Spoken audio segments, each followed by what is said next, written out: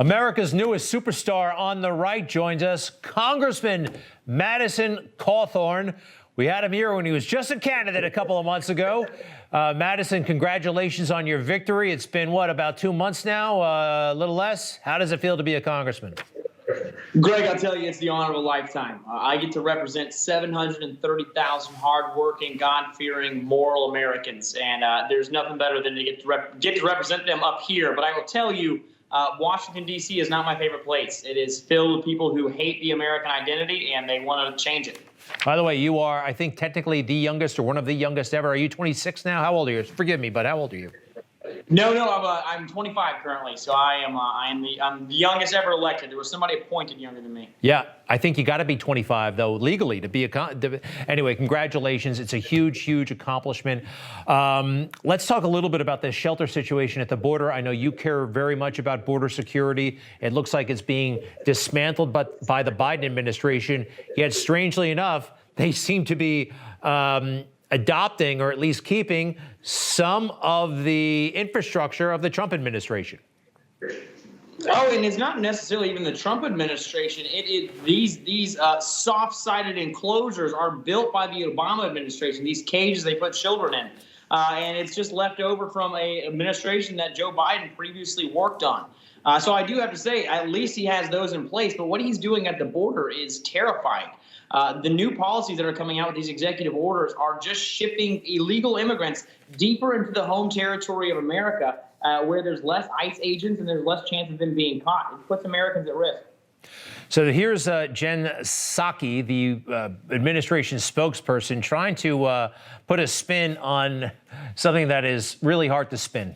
I think that Kamala Harris said that this facility, putting people in this facility, was a human rights abuse committed by the United States government. And Joe Biden said, under Trump, there have been horrifying scenes of at the border of kids being kept in cages. Now it's not under Trump, it's under Biden. This is not kids being kept in cages. This is kids. This is a facility that was opened that's going to follow the same standards as other HHS facilities. It is not a replication, certainly not. That is never our intention of replicating the immigration policies of the past administration, but we are in a circumstance where we are not going to expel unaccompanied minors at the border. That would be inhumane. That is not what we are going to do here as an administration. All right. Good luck with that. It just sounds like they're kind of caught, doesn't it? Well, Greg, honestly, I had no idea that she could say words aside from "I'll circle back." That was one of the most surprising things I've heard, because you know the immigration policies that they are pushing are ones that encourage putting unaccompanied minors in the trunk of cars, unaccompanied young girls in a situation where they are at a high risk of being raped, and unaccompanied minors in a situation where if a Republican was to do it, they would call us dangerously inhumane. We have got to change what's going on at the border. We've got to change our immigration policy, but we have to lock down our southern border. It's paramount. Hey, by the way, the COVID, let's get your take on the COVID relief bill at this point. It's huge and lots of concerns in here. What's your position right now? How do you intend to vote? Greg, I can't in good conscience vote for this bill. They continue to say that it is a COVID relief bill. But at the end of the day, it's filled with pork that goes outside of America, sends stimulus checks to illegal immigrants. It doesn't take care of hurting small businesses. And over half of it, I believe 60% of it, goes to issues that really don't have anything to do with COVID-19. And at the end of the day, Greg, I've got to tell you a question I'm pondering. I'm here on Capitol Hill. I've continued to look around for this $1.9 trillion they say we have.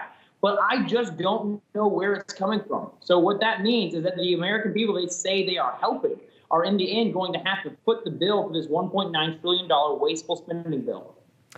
Hey, speaking of COVID, very interesting, and there's probably a lot of truth to it, but somebody said it out loud.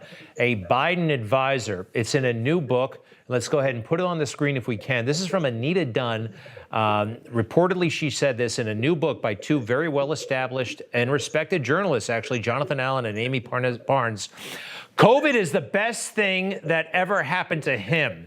Speaking of Joe Biden. very interesting that they should say that out loud. A lot of people believe that they did exploit the coronavirus and that he never would have been elected had it not been for the coronavirus, and they seem to know that.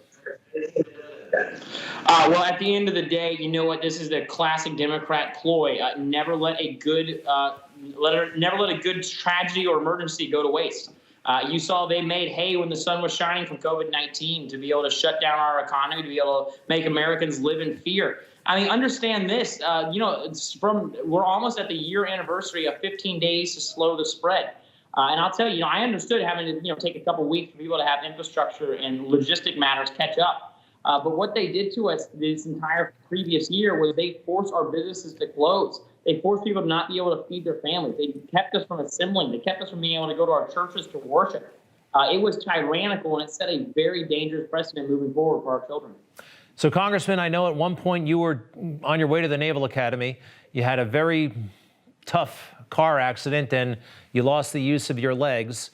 And you're in a wheelchair. Forgive me for going through this, but you've been public, and obviously we all see this. And but I think this might just be, I think you told me once in a weird way that car accident was one of the greatest things that ever happened. I don't want to put words in your mouth, but it looked like it was the worst thing. And look at you now. You're a member of Congress. Admirals at the Pentagon are going to be nervous when they come to see you, and you were just a midshipman potentially. Do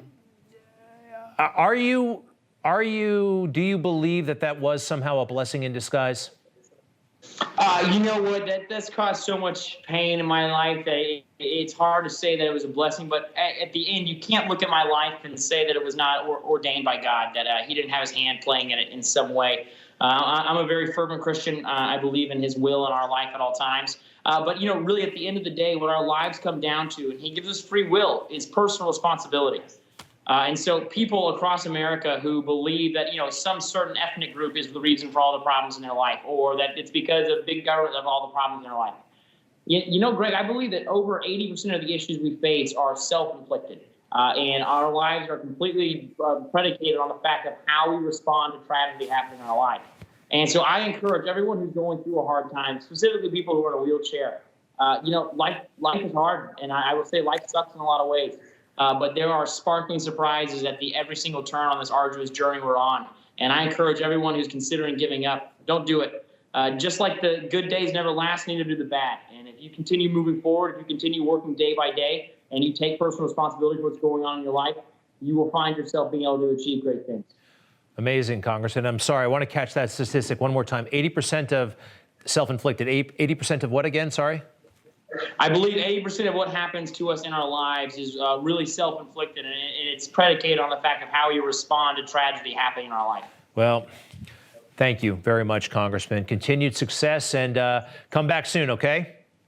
Absolutely. Greg, thank you, brother. All the best, brother. Take care. We'll be right back. Hi, Emma Reckenberg here. If you like this video, there's a whole lot more to see on Newsmax TV. You can watch for free right here on our YouTube live stream and be the first one here each time our experts break down real news. Just hit that subscribe button, ring the bell icon, and stay with us on America's fastest growing cable news channel, Newsmax TV.